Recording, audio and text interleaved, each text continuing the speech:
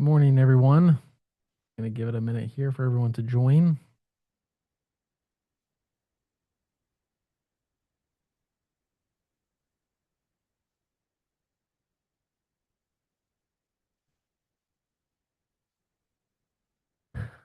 Like I said, good morning, everyone. Thank you so much for joining our webinar today, the 5 hidden security risks inside your business.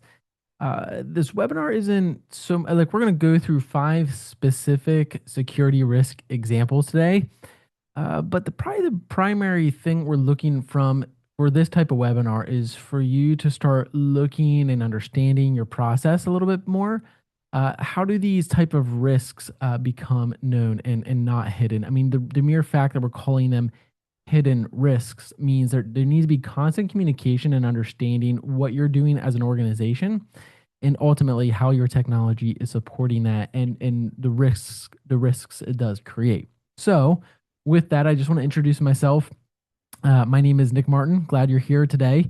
And I help businesses and organizations like yours think about what's protecting them, not in a scary way. This is definitely not meant to be a scary webinar or stoke fear in any shape or form. But really, it's a hey, in a practical, what can we actually do about this in a sort of way? So by the end of this session, I think some of these items might feel pretty familiar, and so with that, we're gonna get started here.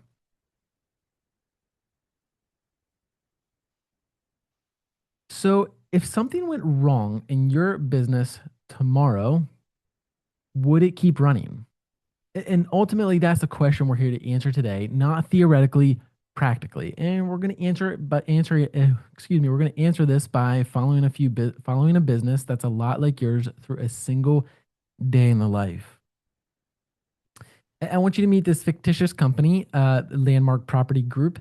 And although this is a fictitious company, the examples brought out of here are real world examples, stuff that's happened inside real companies today, inside the central Pennsylvania area. I mean, these are real examples we're going to give, but we do want to set the context. David Calloway, he runs this Landmark Property Group, a 12-person commercial real estate firm. His team is sharp and ambitious. His business is growing quickly, and he's earned a great reputation, a lot like the Central Pennsylvania organizations. Just for technicality purposes, they run a Microsoft 365 environment. They have some sort of customer relationships software, and they picked up a few tools along the way. So it should, I mean, whether you're using 365 or Google Workspace, doesn't really matter. You'll start to see some painting some of these pictures here and what that means. So critical here, though, Landmark doesn't have a dedicated IT person because they've really never needed one. And so today we're going to go follow this company, fictitious company, through a typical Wednesday. And today's Wednesday. We're going to follow them through a typical Wednesday. There's nothing dramatic as part of what's happening and what we're going to talk about here today. There's no one that gets hacked, and frankly put, there's no alarms that go off. So this is just a typical day in the life, and we want to paint this as not a scary thing, but something to realize what's unfolding in most central Pennsylvania businesses today. But there are 5 risks that are quietly playing out in this company's background, and by the end of our time together, I hope that you're not thinking about Landmark, this fictitious company, but I'm hoping that you're starting to think about your own Wednesday, your own day in the life here as it relates to your organization. So, with that, we'll get into hidden risk number one, the helpful assistant with a memory problem. And we're going to start off with probably something most companies are tinkering with today. It's all around AI. And so it's 9 a.m. Alex, an account manager for this company, has a deadline to meet.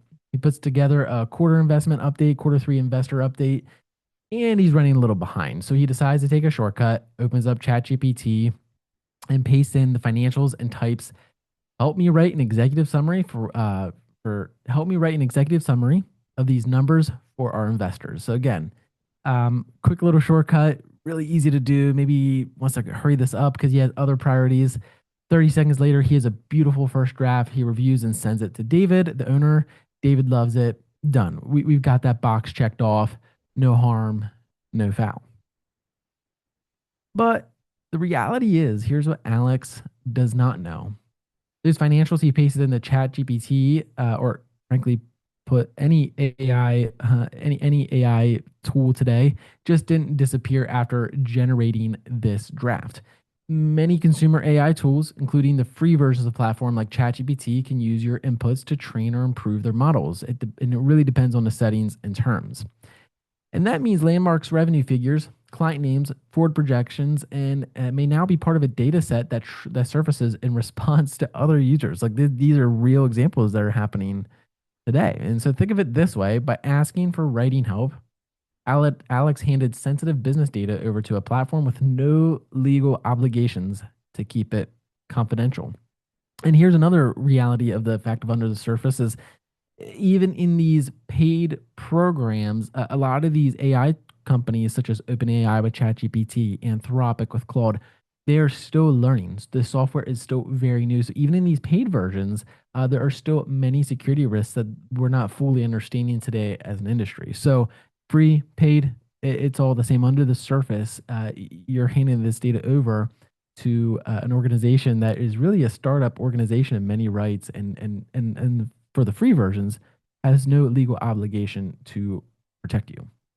And so, why does this matter? And when you hand over sensitive data and is shared with any kind of AI tool, there's no undo button. Like you can't go back and delete it. Even if you delete it, that once that sensitive data leaves your environment, you have no longer have visibility or control over where it goes, how it's stored, and how it might surface later. The risk here isn't bad employees or reckless behavior, it's well meaning people trying to move fast without really clear guidance. An impact of a single mistake can be bigger than anyone expects.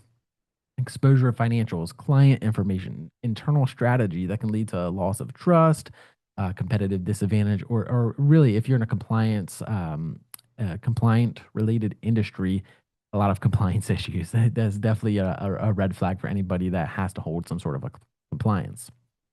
Most teams assume that this is really somebody else's responsibility until this goes wrong. And frankly put, this is why treating AI use casually is a business risk. It's not about an IT risk or different security concern. Excuse me.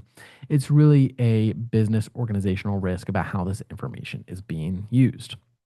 And so, what's the simple fix to this? This is one of the easiest risks to get ahead of. And the key to that is getting ahead of it. You don't need to ban AI. That's frankly put, that's not realistic for a lot of organizations that are looking to figure out what they're doing and what their strategy is. Your team's already using these tools and they need to move faster and get better work done. And so these tools are a very important part of what is going to move forward. But ultimately, the goal here is to guide that use with really clear expectations about what stays inside your walls and what doesn't. A simple one-page policy is often enough, nothing complicated, and it's really just giving clear guidance on what's generally okay to share, what's not, and what someone should stop and ask about before sharing. Things like financials, client data, internal documents should really never be shared. Public or anonymized information is a different story. And again, you need to figure out each use case because that also takes time. Is to anonymize that data to give it to AI, meaning you're stripping out client information. Again, you just got to be careful with if all of a sudden now AI isn't as a productive tool if you're spending all this time anonymizing it. So you just got to figure out where AI makes sense to all this. But the moral of the story remains with a clear policy, the team really doesn't have to guess anymore. They can keep using AI confidently without accidentally putting sensitive information at risk. And the timeline for this will vary by business. If you operate, excuse me, in a regulated industry, you definitely want to loop in your legal team before rolling this out because the risks obviously are that much greater. And so make sure that you're having conversation and intentionality in this area. So that's risk number one. As we look at risk number two, here's the office. You can't see this changed dramatically 6 years ago, but think about this. We're going to set the scene here. 4 p.m. Priya, David's top agent, David again, the owner of this fictitious company, is between showings and has settled into a coffee shop to make good use of her time. She's finished a proposal for a major commercial client. Her laptop's open. She's on public Wi-Fi, and she's done this 100 times. She's done this 100 times, and so has everyone else in the team. So this whole idea, COVID really transformed this. I mean, it was already on its way, but COVID just dramatically changed how we work remotely. So that's the scene we're setting. So what are those risks that are under the surface? Well, or frankly put, public Wi-Fi is increasingly a known hunting ground for cyber criminals to intercept data and on unsecured devices. There's a tools aplenty out there that capture this network of traffic that can potentially expose credentials or sensitive information from anyone on the same connection. And so, Priya's laptop, unlike the machines in the office, has really never had any advanced security software put on it. Nobody's ever asked her to install any. It's her personal laptop, after all. It's the line between personal device and work device that has quietly disappeared over the years. And so, what we have here is somebody bringing their own personal device into a public space that has confidential, protected information. And that's kind of the scene we're playing out here.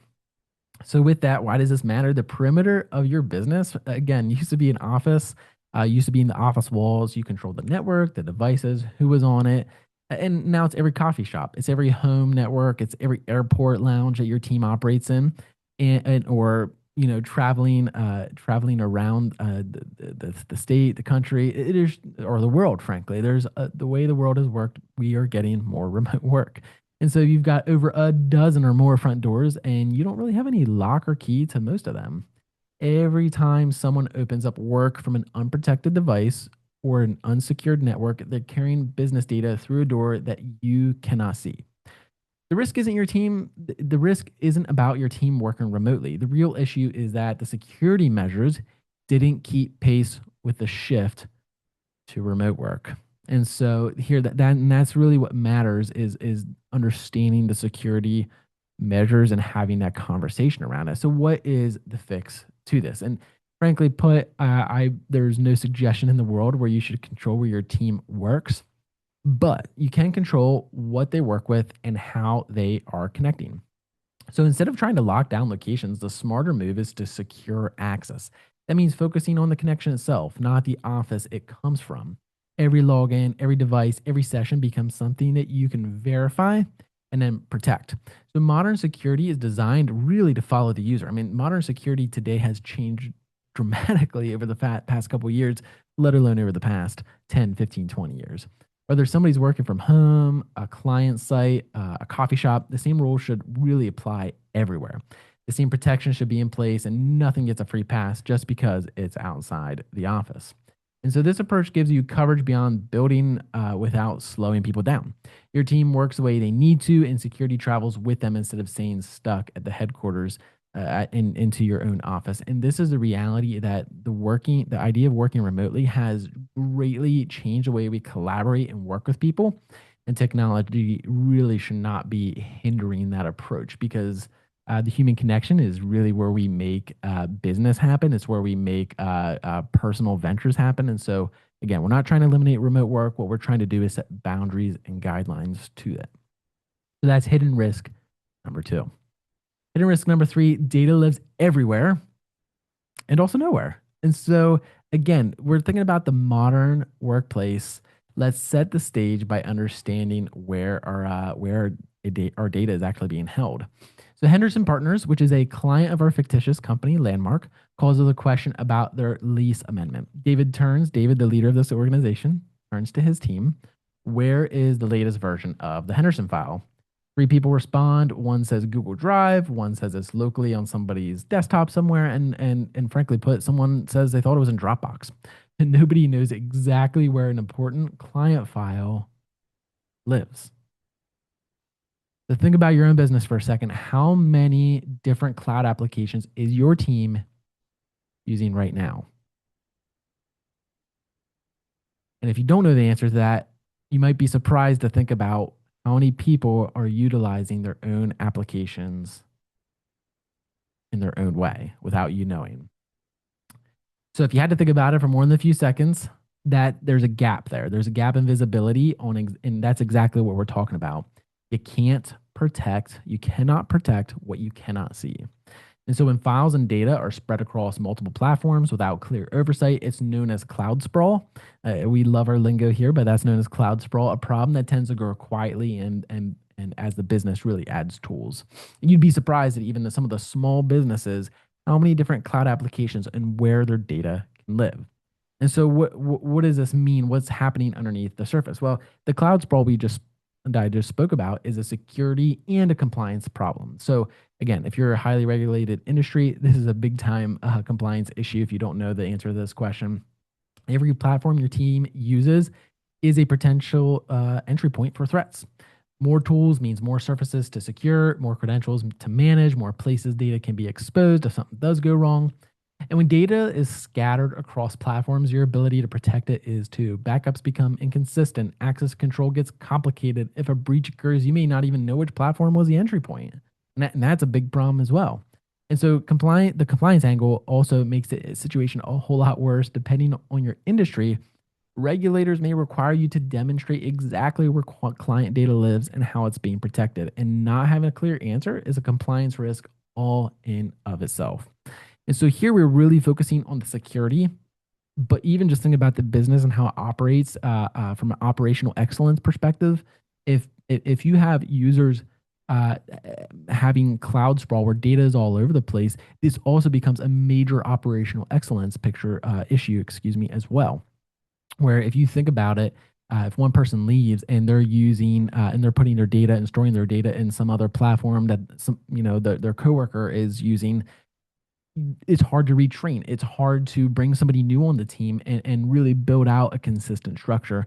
It becomes a big operational problem as well as a big liability uh, as well. So, what's really the fix here? And it's really starting with a cloud audit and really your current IT provider or a current internal IT person will really be able to help out with this. There are a lot of great ways to see exactly where data lives. It just takes a little bit of intentionality on the IT perspective.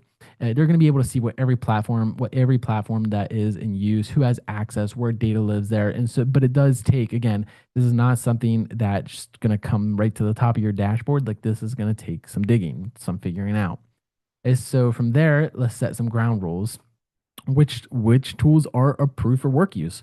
Where should client data be stored? What stays local versus in the cloud? Getting alignment on these questions gives your team a consistent and foundation. And if your industry has data handling regulations, this is also where you can check off your compliance.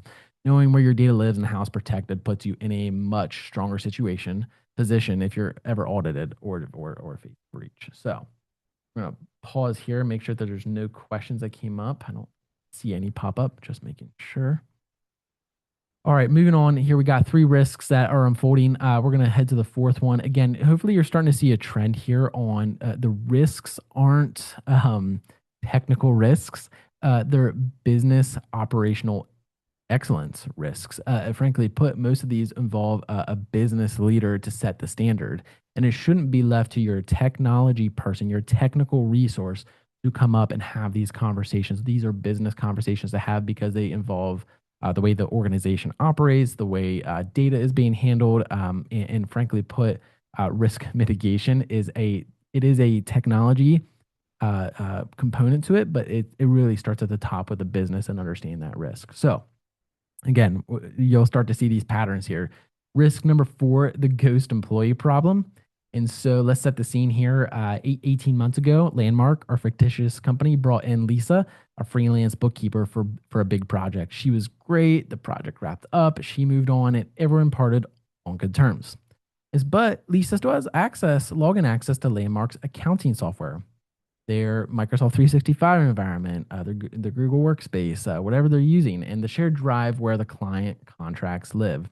Nobody really stopped to think about what access permissions are needed to be revoked when the project wrapped up. They just moved on to the next task on their to-do list. So, what's underneath the surface here and why this matters? Anyone with active credentials can log in at any time. They can view client data, download files, or in worst case, cause deliberate damage. And so, beyond this being a security risk, there is a financial one as well. You're very likely paying for software licenses tied to people who no longer work here. And I talk about real world examples. All five of these hidden risks are things that come up with customers and prospects continuously. This might not seem like a big deal here, but you'll be surprised how much money is wasted every single month on people that have no longer or that are no longer part of the organization. And so every open account is now a potential entry point for a bad actor to gain access to a person's credentials. And most businesses don't really discover unauthorized access until something is actually wrong. And by then, it's already too late.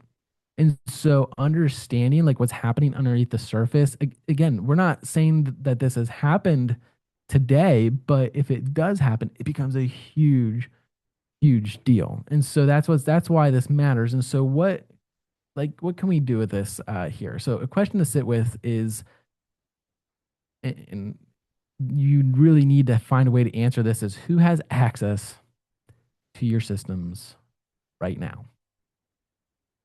Most people don't know how to answer this question. Let me actually back up. Most people don't know the answer to this question, and then they don't know how to answer this question. And it happens when a business grows or an organization grows and no one builds a clear process around access management from the start. Keep in mind here, you think this is all a technology problem. It starts with hiring and firing. So HR is heavily involved. You think about an accounting perspective, again, lost revenue and wasted expenses. Again, this becomes a financial issue. So you start to see where organizational leadership on this becomes very important. So if you don't know how to answer that, it's its own risk because access that isn't tracked is access that cannot be revoked when it needs to. And all of a sudden, you end up with a long list of those ghost employees we talked about who have a key to your business. And so the fix here is simple, but it does require intent around having a business process in place. It starts with making account removal a defined part of your offboarding process. When someone leaves, access is removed as part of that exit. We don't wait until a week later or until somebody remembers. This is you're building a process around that. Quarterly access reviews also provide a great way to backstop. So when you think about quarterly business planning, part of your quarterly business planning should also provide a risk assessment. And again, what we're not talking about here is spending a whole week on a big long audit of your risks, but simply every quarter stopping as you're doing your organizational planning to understand what risks came up over the past quarter, over the past year, and what the processes are that we're going to build into moving forward that resolve this. So a scheduled check across your systems help confirm who still needs access, who doesn't. And this will catch anything that slips through the cracks as the business grows. We recognize, hey, we're all or growing organizations. We're all maturing what we're trying to do in business processes. So, and it's also a great time to review where you're not using licenses, making it easier to reduce those expenses in software costs. So, we're going to move on to our final hidden risk that we're going to review today, and it's the apps you didn't approve. And so let's set the scene real quick here. 6 months ago, Tom, Landmark's property manager, found a great free app for managing maintenance requests. It solved a real problem, and his team loved it. He never mentioned it to David because he didn't think he really needed to. The app stores tenant names, contact details, and property access schedules. And a couple weeks ago, that app actually had a data breach. Tom doesn't know, and David does not know yet either. And so, what's happening underneath the surface? Well, frankly put, Tom didn't know he was doing anything wrong. This is important to say actually out loud. He found a tool, it worked, he used it, the company benefited from it. But this is, again, another term we like to throw around. It's called shadow IT. And this is how this usually happens. Somebody has a problem, find the tools that provides a solution, and then uses it. But then the risk always, and I repeat, always shows up later. When an app that was never reviewed or monitored gets breached, the data saved in it is also exposed too. And most of the time, you don't find out from your own systems. You find out from the newspaper or your news, whatever your news source is. And one of the things, again, if you're a compliance or a regulated industry, this also becomes a big deal, is knowing exactly where your data is at. When we're kind of coming back to a previous issue, but this also is very real here as well. If you're in a regulated industry, you need to understand exactly where all that data is being held. So, what's the fix? When someone wants to start using a new tool in your organization, there does need to be a quick and clear way to review it. And there needs to be a short conversation with you, someone in IT and technology, before the tool becomes part of your everyday workflow. So once a tool is approved, it should always be owned by the business from day one. That means setting it up with a company email and a business account not a personal account. You'd be blown away at the number of times I see this happen in an organization where the business technically doesn't own the online account. And so business owned accounts make it clear who owns the tool, who has access, and how it gets handled when someone leaves or when something goes wrong. And that visibility is what was missing in Tom's our current situation that we're talking about. Such simple steps alone eliminate most of the risk that turns up a helpful app into a security incident. And so when we're looking at all five of these scenarios here, and on all five of these scenarios provide a really interesting context because yes, the company is fictitious, but all five of these risks are ones that have shown up over and over and over again as we work with prospects and clients alike. So let's look back at our fictitious company again, and we're going to zoom out for a second. We just walked through five different situations, different people, different tools, different moments. We looked at one at a time. Each one seems manageable. I mean, frankly put, even minor. But here's what we really need to point out is we were working a day in the life of a Wednesday. It all happened in the same day. And so, what's really happening underneath the surface of a typical Tuesday or Wednesday is, hey, when Alex, our first scenario, is pasting sensitive financials into ChatGPT, Pri is using public Wi-Fi at a coffee shop to work on her live client proposal. David is asking his team where a legal document is and getting three different answers. And there are still people who don't work at Landmark anymore who can still log in. And somewhere in the background, there's even an app storing client data, and no one in leadership even knows. There's no alarm bells, nothing broke. There's absolutely nothing, quote unquote, wrong in this situation. And so a lot is happening though behind the scenes. It's a very normal Tuesday is a very normal Wednesday, and that's the part that matters most. None of the people at Landmark Property Group saw any red flags. They felt productive, they felt efficient, and they felt like the team was doing good work. And that's why these five sneaky risks need your attention. None of them are complicated. None of them needed technical knowledge to understand. And the real problem is they don't know what risks look like while they're happening. Unfortunately, though, by the time they do, something bigger has already gone much more wronger. Is that a word? Yeah, we'll go with that. But again, it's gone much more wrong. It's too late by that point, and the costs associated with those are pretty dramatic. And so if you strip everything else away, all five risks point to the same underlying issue: visibility, knowing where your data lives, knowing who can access it, knowing what tools your team is using, knowing what's expected and what isn't. When those answers aren't clear, most of these risks never materialize. When they're not, risks build quietly in the background, even on days when everything feels normal. And so here's really what I want you to leave with today: not a checklist and not a to-do list. If something went wrong tomorrow, you got a breach, so you lost some data, somebody logged in, you had a stolen laptop, a disgruntled former employee with a lingering access, would you know how to respond in the first critical moments? Would you know which system was affected, who had access to at the time, where your critical data lives, what tools your team is using? If those answers are not immediately clear, that's a visibility gap. And visibility gaps are what turn small incidents into a much bigger problem. And so the important thing to remember is this: these are questions you need to know the answers to. These are business problems. These are organizational problems. They are not IT or technology problems.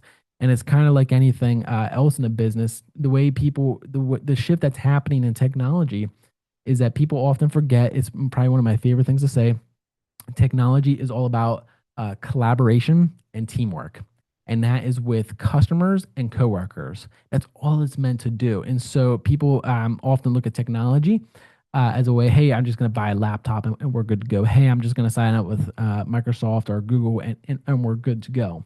But one of the realities is that every time you integrate technology, this is the reason we went to computers and still aren't using paper and pencil in most businesses, is because the technology makes us that much more efficient. But it does come with a couple stopgaps. So I'm going to pause right here. I want to make sure I'm sure there's no additional questions. I didn't see anything come through. Just double checking here. Slide to the next one here.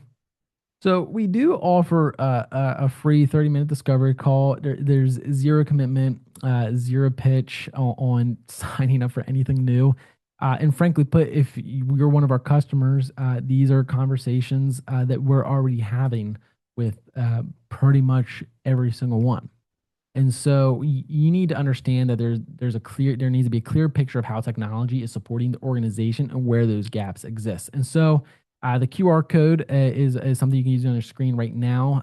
But while I have this here, I do want to tell a quick story because I know we're using a fictitious company here, but I'd also like to bring up something that came to mind as we were talking. You know, this about a year, maybe a year and a half ago, so fairly recent, we were working with a local manufacturer who was being supported by an outside consulting firm for around a year now. And so this incident might happen a year, but they were working with this firm even from the year prior. And they're working on different business processes. They were working on how they're streamlining their operations. They were thinking about robotics. They were working about how the workflow goes through the entire organization. Uh, so they were trying to figure out how they're taking themselves to the next operational level, and they brought in some highly paid, highly qualified consultants.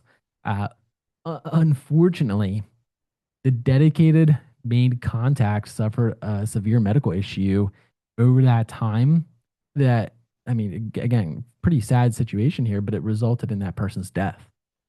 In all of these business processes, a year's worth of work, although it was presented to leadership, leadership never had access to the data because, again, they're an outside consulting firm. They had spent over a year and six figures worth of contracting money on this and working on this. All of those business processes, everything that they learned was located on this person's personal laptop. It was not a company owned laptop. Legally, the only person with authority was a grieving spouse, because it was a very unexpected, very untimely death. It was incredibly sad, but that left this company that spent over six figures worth of actual dollars and probably at some point a unquantifiable number of hours and energy, and they didn't get a single document. They learned a few things along the way, but the amount of what they spent and what they got in return because of what unfolded here, it resulted in losing over a year's worth of work and any lost potential intellectual property they were working on in that time. This was going to be probably a 2 to 3 year process. But again, there was no focus on what's happening here with the data and who owns it and where it's being stored, even from this outside consulting firm's perspective. And so ultimately, just a reminder that nothing is an issue until it ultimately becomes one. And most people wait until there is an issue to really start understanding what those costs associated are. So building intentionally does take time and effort, and it becomes a huge cost savings in the long term. And when I say long term, I mean I'm just talking about a year or two. I mean there's not much when it comes to understanding. Like yeah, you get those cost savings very early on. So I have one last call for questions here. If there are any questions, I got everybody here. Okay. Well, I want to thank you guys so much for joining. If you do want to connect with me on LinkedIn, here's a great way to connect. If you do want to connect with us as an organization, definitely feel free to scan that one as well. But again, appreciate everybody joining today. And hey, have a great Wednesday, everyone. Take care.